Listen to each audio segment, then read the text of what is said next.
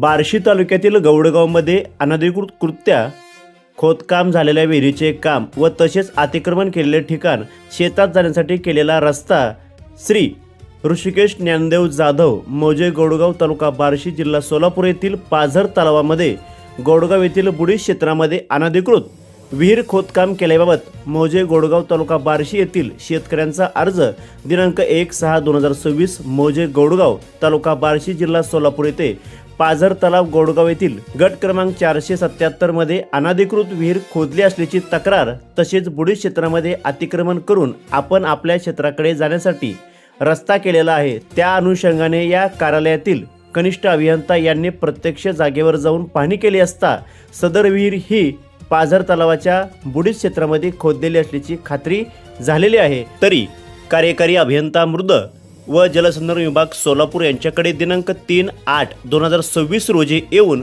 वरील बाबतीत खुलासा करावा असे सांगण्यात आले आहे। प्रतिनिधी राहुल गुरव, DR न्यूज।